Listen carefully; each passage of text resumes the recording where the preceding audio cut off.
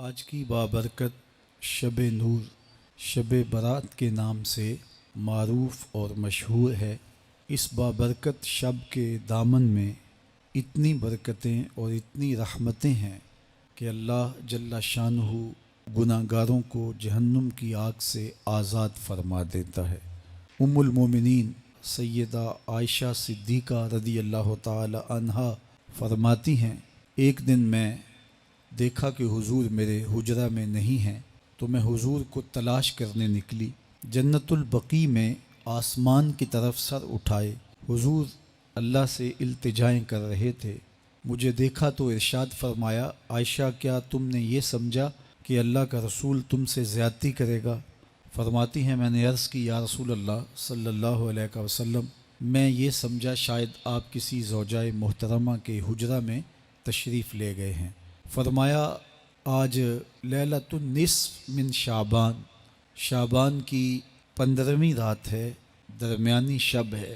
اس رات کو اللہ تعالی جل شانہ آسمان دنیا پہ نزول اجلال فرماتا ہے اور قبیلہ بنو کلب کی بکریوں کے بالوں سے زیادہ لوگوں کو جہنم کی آگ سے آزاد کر دیتا ہے۔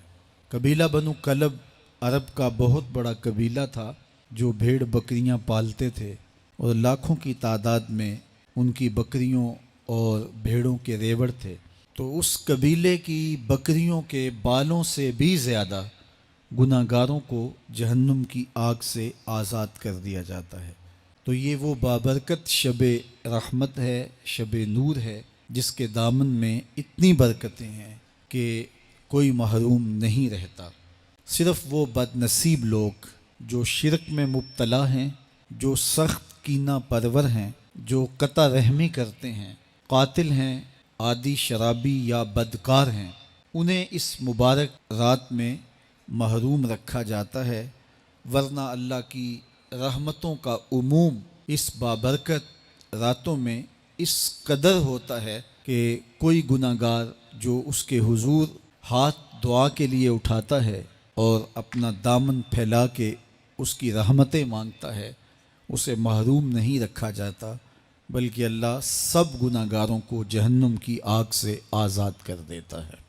ایک روایت میں آتا ہے کہ اللہ لیلۃ النصف من شعبان، شعبان کی 15ویں رات کو آسمان دنیا پہ اپنی رحمتوں سے جلوہ گر ہوتا ہے اور فرماتا ہے کوئی رزق مانگنے والا، میں اس کی جھولیاں بھر دوں، ہے کوئی مغفرت طلب کرنے والا، میں اس کے گناہ معاف کر دوں، ہے کوئی مجھ سے عافیت مانگنے والا، میں اس کو عافیتوں سے نواز دوں، ہے کوئی فلاں چیز مانگنے والا، ہے کوئی فلاں چیز مانگنے والا، اس کی رحمتیں آواز دیتی ہیں، اور یہ آواز غروب آفتاب سے لے کر کے طلوع فجر تک مسلسل بندوں کو دی جاتی ہے، اور بندے اس کے حضور اگر دست طلب دراز کریں، اپنی جھولی پھیلائیں، تو اللہ تعالیٰ ان کو ان کے مانگنے سے بھی زیادہ عطا فرماتا ہے۔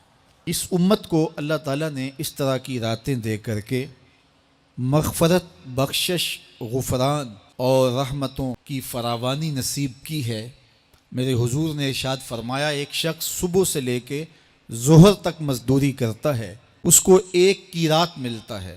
ایک ظہر سے لے کر عصر تک مزدوری کرتا ہے، اس کا وقت تھوڑا ہے لیکن اس کو بھی ایک کی رات ملتا ہے۔ اور تیسرا شخص عصر سے لے کر مغرب تک مزدوری کرتا ہے، اس کو 2 کی رات ملتے ہیں، جبکہ اس کا وقت دونوں سے کم ہے۔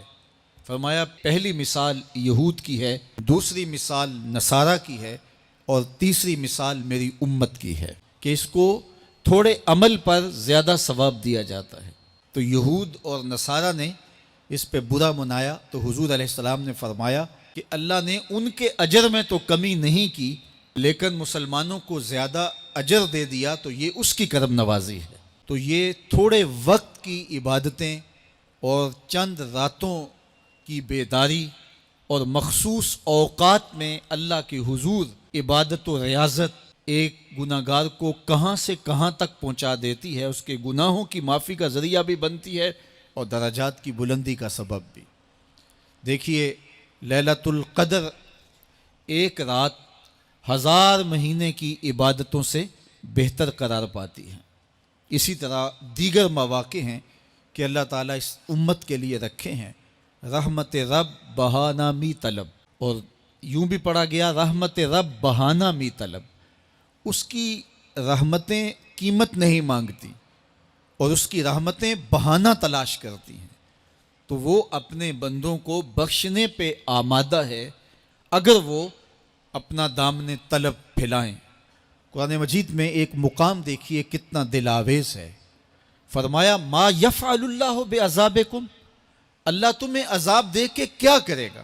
اس کی یہ چاہت نہیں ہے کہ تمہیں عذاب میں مبتلا کرے، اس کی چاہت یہ ہے کہ تم اس کی چوکھٹ پہ آؤ، جھولی پھیلاؤ، اس سے خیرات اور رحمت مانگو، اور وہ تمہارے ماضی کے سارے گناہ معاف کر کے، ساری غلطیاں معاف کر کے تمہیں اپنی رحمتوں سے مالا مال فرما دے۔ تو وہ بندوں کو بخشنے پہ، بندوں کی مغفرت کرنے پہ آمادہ ہے اور اس کی رحمتیں بہانے تلاش کرتی ہیں۔ اللہ اکبر۔ اور دوسری جانب اس کے بندے، اس کے مملوک، اس کی مخلوق، اور مخلوق کی گناہ گار اور نیکوکار اس کی رحمتوں کے طالب ہوتے ہیں، بلکہ وہ گناہ کرنے کے بعد جب معافی مانگتے ہیں تو اللہ کو یہ معافی بہت پسند ہے۔ معافی مانگنا، اس کے حضور اپنے دامن کو پھیلانا، وہ اس کو بہت زیادہ محبوب ہے۔ انسان کی فطرت کے اندر گناہ رکھا گیا ہے، آگ، ہوا، مٹی، پانی، یہ ان چار چیزوں کا مرکب ہے۔ اس کے جو عناصر ہیں اس میں کبھی اعتدال قائم نہیں رہتا اور اس سے گناہ سرزد ہو جاتے ہیں۔ گناہ کرنے کے بعد بندے کا اس گناہ پہ اصرار کرنا، اڑ جانا، ضد کرنا، توبہ نہ کرنا، اللہ کو یہ پسند نہیں۔ لیکن اگر اس سے گناہ سرزد ہو جائے تو پھر وہ توبہ کر لے تو اللہ کو یہ بہت زیادہ پسند ہے۔ جو اس سے ہو سکے نیکی وہ اللہ کے حضور پیش کرے، لیکن اس کے اندر جو شر رکھی گئی ہے، اس کے اندر جو قوتیں گناہ کی رکھی گئی ہیں، اس سے اگر اس سے گناہ سرزد ہو جائے تو پھر وہ اللہ سے توبہ کرے، اللہ کی طرف رجوع کرے، تو اللہ اس کی توبہ کو نہ صرف قبول کرتا ہے بلکہ اس کے گناہوں کو معاف کرتا ہے اور گناہوں کو بدل کے نیکیوں میں تبدیل کر دیتا ہے۔ جب گناہ نیکیوں میں تبدیل ہو گئے تو جتنا بڑا گناہ گار تھا اتنا بڑا نیکوکار ہو گیا۔ حضرت سیدنا عمر رضی اللہ تعالیٰ عنہ بازار میں جا رہے تھے تو ایک شرابی نے ہاتھ میں بوتل پکڑی تھی شراب کی، تو حضرت عمر ہاتھ میں درہ رکھتے تھے اور آپ کا جاہ و جلال دیدنیت ہوتا، تو جو ہی حضرت عمر رضی اللہ تعالیٰ عنہ کو اس نے دیکھا تو ڈر گیا اور دل ہی دل میں کہا اے اللہ آج عمر کے قہر سے بچا لے، میں تیری بارگاہ میں سچی توبہ کرتا ہوں، اور جلدی سے شراب کو بغل میں چھپا لیا۔ اتنے میں حضرت عمر سر پہ پہنچ گئے اور گرج کر کڑک کے کہا کہ یہ تیری بغل میں کیا ہے؟ چونکہ اس کو بوتل چھپاتے دیکھا تھا تو وہ ڈر گیا اور ڈرتے ڈرتے کہنے لگا حضرت یہ سرکہ ہے۔ اب تھی تو شراب، لیکن ڈرتے ہوئے بولا حضرت سرکہ ہے۔ تو حضرت عمر نے کہا نکال۔ جب نکالا تو شراب نہیں تھی، واقعی سرکہ بن چکا تھا۔ تو جب اللہ کے حضور کوئی توبہ کرتا ہے اللہ اس کے گناہوں کو بدل کے نیکیوں میں تبدیل کر دیتا ہے۔ حدیث پاک میں آتا ہے کہ قیامت کے دن اللہ ایک شخص کو کہے گا کہ اپنا نامہ اعمال پڑھ، تو وہ نامہ اعمال پڑھنے لگ جائے گا، تو نامہ اعمال کے اندر چھوٹے گناہ بھی ہوں گے، بڑے گناہ بھی ہوں گے، تو اللہ سے حیا کرتے ہوئے، شرم کرتے ہوئے وہ بڑے بڑے گناہوں کو چھوڑتا جائے گا اور چھوٹے چھوٹے گناہوں کو پڑھتا رہے گا۔ جب وہ سارے گناہ پڑھ چکے گا اور کتاب ختم ہوگی تو اللہ تعالیٰ اسے فرمائے گا میرے بندے تو نے یہ جتنے گناہ پڑھے ہیں میں نے سب کو بدل کے نیکیوں میں تبدیل کر دیا۔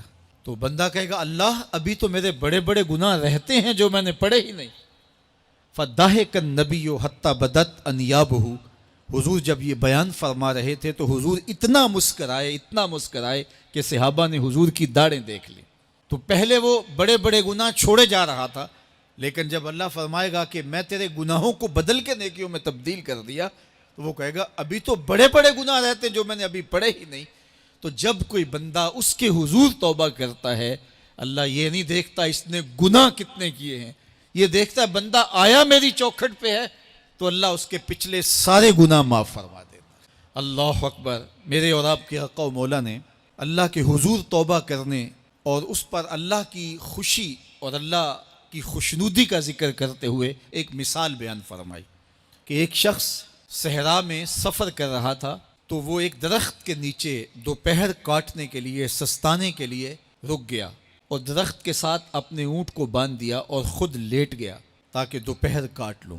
تھوڑی دیر کے بعد جب اس کی آنکھ کھلی تو اس نے کیا دیکھا کہ اونٹ ماں ساز و سامان کے ساتھ غائب ہے۔ اب صحرا میں اونٹ کا گم ہو جانا گویا زندگی چلے جانے کے مترادف ہے۔ تو اس نے دائیں بائیں بھاگ دوڑ کے دیکھا کہ کہیں اونٹ کا نشان مل جائے، لیکن اونٹ کا نشان نہیں ملا۔ تا حد نظر کوئی انسانی آبادی نہیں۔ وہ بھاگا اور تھک ہار کے دوبارہ اسی درخت کے نیچے بیٹھ گیا اور پیاس سے ہلکان ہوا جا رہا تھا اور درخت کے ساتھ ٹیک لگا کے لیٹ گیا اور موت کا انتظار کرنے لگا۔ جن لوگوں نے صحرا کا سفر کیا ہے ان کو اس بات کا اندازہ ہوگا کہ کئی 100 میل تک انسانی آبادی ہی نہیں، اب نہ کچھ کھانے کے لیے بچا نہ کچھ پینے کے لیے بچا، اونٹ بھی غائب ہو گیا، توشا بھی ساتھ ہی چلا گیا، تو اب ظاہر ہے سیدھی موت ہی نظر آ رہی ہے۔ تو وہ اس درخت کے ساتھ ٹیک لگا کے بیٹھ جاتا ہے اور موت کا منتظر ہوتا ہے۔ تھوڑی دیر کے بعد پھر اس کی دوبارہ آنکھ لگ جاتی ہے۔ جب دوبارہ آنکھ لگتی ہے تو تھوڑی دیر بعد پھر آنکھ کھلتی ہے۔ جب دوبارہ آنکھ کھلتی ہے تو دیکھتا ہے کہ اونٹ جو گما تھا ماں ساز و سامان کے اس کے پاس کھڑا ہے۔ تو صحرا میں اس حالت میں اونٹ کا مل جانا زندگی مل جانے کے مترادف ہے۔ تو وہ اتنا خوش ہوا کہ خوشی کی انتہا نہ رہی، بلکہ مسرتوں کے ہجوم میں درک گیا اور کہنے کیا لگا، اللہم انت عبدی و انا ربک، اے اللہ تو میرا بندہ اور میں تیرا رب۔ کہنا تو یہ تھا کہ تو میرا رب اور میں تیرا بندہ، لیکن مسرتوں کا ہجوم ہی اتنا تھا، خوشیوں کا ہجوم ہی اتنا تھا کہ زبان پہ قابو نہ رہا۔ کسی کے آنے سے ایسے ہوش اڑے ساقی کے، شراب سیخ پہ ڈالی اور بوتل میں کباب۔ کہنا یہ تھا اللہم انت ربی وانا عبدک، لیکن اس قدر خوش ہوا جب بھی تیری قربت کے امکان نظر آئے ہم اتنے خوش ہوئے کہ پریشان نظر آئے۔ تو کہنا یہ تھا کہ اے اللہ تو میرا رب اور میں تیرا بندہ، لیکن خوشیوں کے ہجوم میں وہ کہتا ہے اللہم انت عبدی وانا ربک، اے اللہ تو میرا بندہ اور میں تیرا رب۔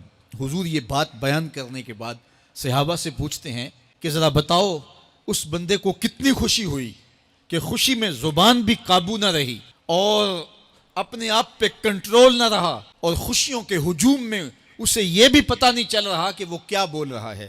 تو صحابہ نے عرض کی حضور بہت زیادہ اسے خوشی ہوئی۔ تو میرے حضور نے یہ بات کرنے کے بعد ارشاد فرمایا، جس طرح اس کو گما ہوا اونٹ ملا اور اس کی خوشی کی انتہا نہ رہی، تو فرمایا جب کوئی شخص توبہ کرتا ہے اور اللہ کی حضور پلٹ کے آتا ہے، گناہوں سے معافی مانگ کے اس کی دہلیز پہ آتا ہے، میرے حضور نے فرمایا اللہ اس سے بھی زیادہ خوش ہوتا ہے کہ میرا بندہ میری چوکھٹ پہ آ گیا۔ تو وہ یہ چاہتا نہیں کہ اپنے بندوں کو عذاب دوں، وہ خود آگ میں چھلانگے لگائے تو اس کی مرضی، اگر گناہ سرزد بھی ہو گیا ہے تو کوئی بات نہیں، معافی مانگ لی جائے۔ اسی طریقے کی مزید ویڈیوز دیکھنے کے لیے ہمارے یوٹیوب چینل کو ابھی سبسکرائب کریں اور ساتھ میں نوٹیفیکیشن بیل آئیکن کو بھی پریس کریں تاکہ آنے والی ہر نئی ویڈیو آپ کو بآسانی ملتی رہے۔